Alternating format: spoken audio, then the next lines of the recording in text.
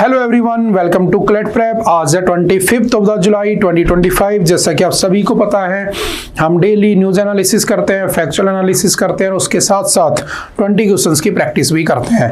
तो चलिए उसी सीक्वेंस को कंटिन्यू करते हैं। आज कौन सा दिन है? 25 ऑफ द जुलाई। और पहला क्वेश्चन हमारे सामने, When was the National Cooperative Policy 2025 launched by Amit Shah, Union Minister of Home and the Cooperation?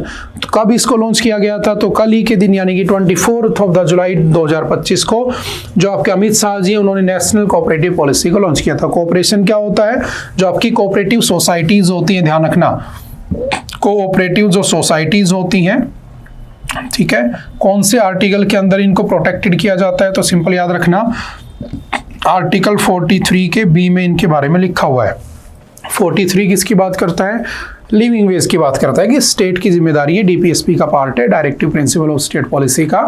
State क्या करेगा? लिविंग वेज प्रोवाइड कराएगा, ठीक है। उसी में आपकी फैक्ट्रीज और इंडस्ट्रीज का एस्टेब्लिशमेंट भी आता है 43 का ए, और उसी के अंदर 43 के बी में कोऑपरेटिव सोसाइटीज भी आती हैं। तो इसको 24 जुलाई को इनोग्रेट किया गया है, ठीक है। तो सिंपल से याद रखना, कल ही के दिन हुआ था। Under which constitutional amendment were cooperative societies recognised as a fundamental right, ठीक है। तो 97th अमेंडमेंट से इसको रिकॉग्नाइज किया जाता है, तो ये भी ध्यान रखना। चलते next. Which two leaders signed the India UK free trade agreement in July 2025? कौन कौन दो लीडर्स के बीच में हुआ है? तो इंडिया के नरेंद्र मोदी जी हैं, और वहां के कौन है? तो स्टारमर वहां के prime minister. Option number C is the right answer. ये हमने पढ़ा भी था आज। Typhoon Block 4 is the hypersonic ballistic missile developed by which country? तो पहली बात तो हाइपरसोनिक क्या होता है? एक होता है सोनिक, एक होता है सुपरसोनिक, एक होता है हाइपरसोनिक। जो 1 मैक से चलता है वो sonic with the speed of sound, जो 1 मैक से 5 मैक के बीच चलता है उसे हम कहते हैं सुपरसोनिक, और जो 5 मैक के बियॉन्ड चलता है उसे कहते हैं हाइपरसोनिक। तो आपसे पूछ लेगा कि टाइफून ब्लॉक 4 हाइपरसोनिक किसने बनाई है? तो याद रखना, Turkey. Option number A is the right answer. और कैसी मिसाइल है ये? बैलिस्टिक मिसाइल है, ना कि क्रूज मिसाइल है।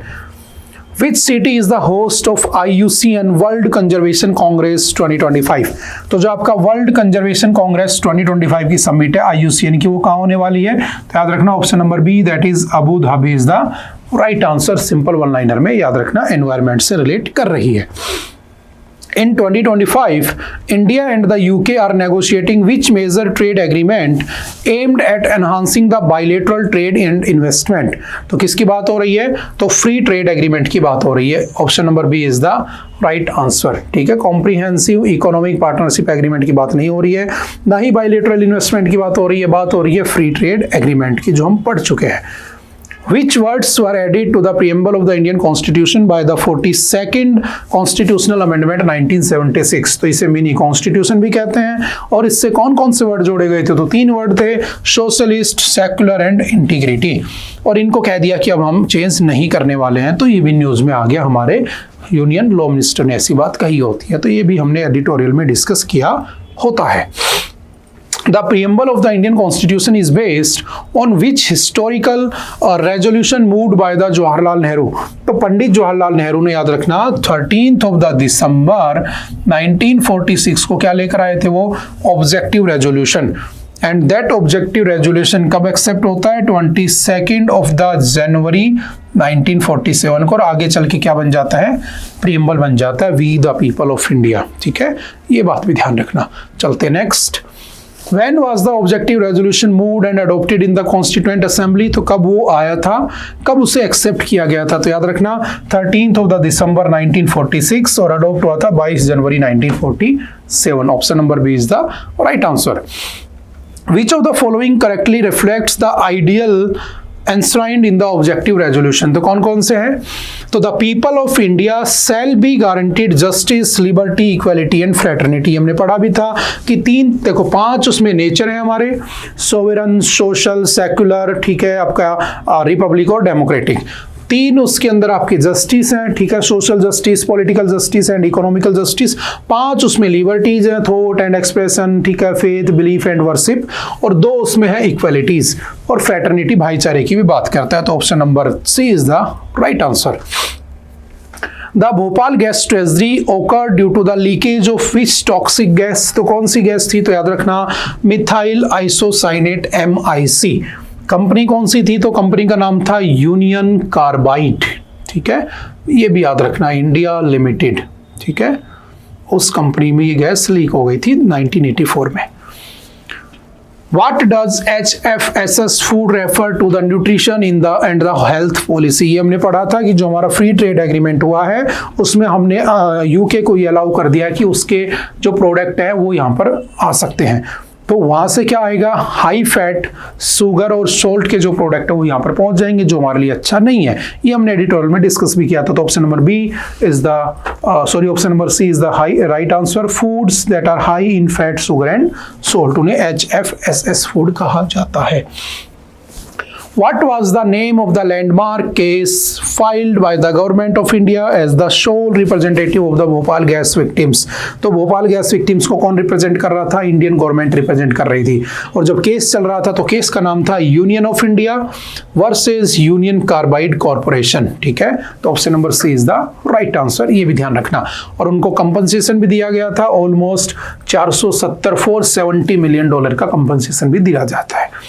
In July 2025, India exported elephants to the Japan under which type of international agreement? तो कौन से एग्रीमेंट होते हैं? तो याद रखना, inter governmental animal exchange programme के अंडर में किया जाता है। हमने पढ़ा था कि टोटल 4 हाथी दिए जा रहे हैं, ठीक है, जो जापान भेजे जा रहे हैं, और उसमें 1 मेल है और 3 उसमें फीमेल हाथी हैं, ठीक है। उनके नाम भी हमने पढ़े थे, सुरेश, गौरी, श्रुति, है ना, ये सब उनके नाम भी हमने पढ़े थे, ठीक है। चलते हैं next. The elephant export from India to Japan in July 2025 was conducted under the guidelines of which international convention? तो कौन सा कन्वेंशन हुआ था? तो याद रखना, साइट्स को क्या कहते हैं? Convention on international trade in endangered species की जो एंडेंजर्ड स्पीसीज होती हैं उनको क्या किया जा सके?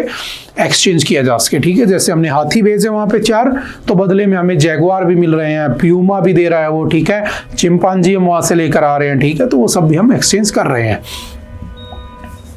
Where is the Bannerghatta biological park? कहाँ पर है ये आपका BBP? तो याद रखना, Bangalore, Karnataka. Option number C is the right answer. वहीं से जापान में हाथियों को भेजा जा रहा है।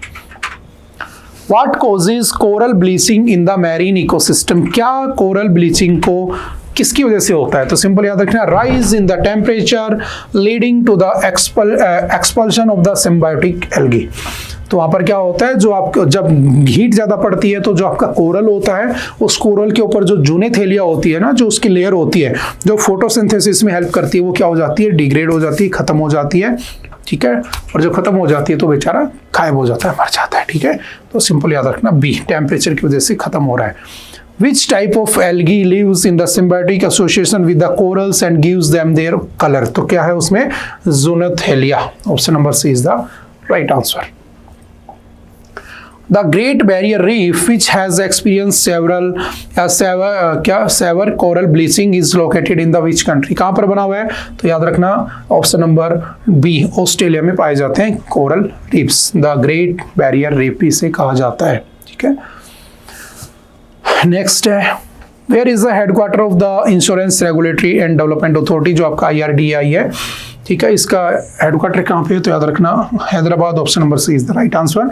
इसके जो चेयरमैन है वो बदल गए, अजय सेठ बन गए, और इस बार हमारी सरकार ने बजट में 74% से उसके FDI को बढ़ाकर 100% कर दिया था। और उसकी जांच करने के लिए एक कमेटी भी बनाई गई थी, दिनेश खरा कमेटी। ये हमने फरवरी के हैंडआउट में पढ़ रखा है, ठीक है।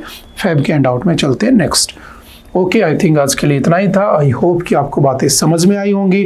फिर भी अगर किसी तरह का कोई डाउट रहता है तो आप एनी टाइम आकर मिल सकते हैं, पूछ सकते हैं। Okay, bye bye, thank you. मिलते हैं दोबारा किसी नेक्स्ट लेक्चर में। Have a nice day.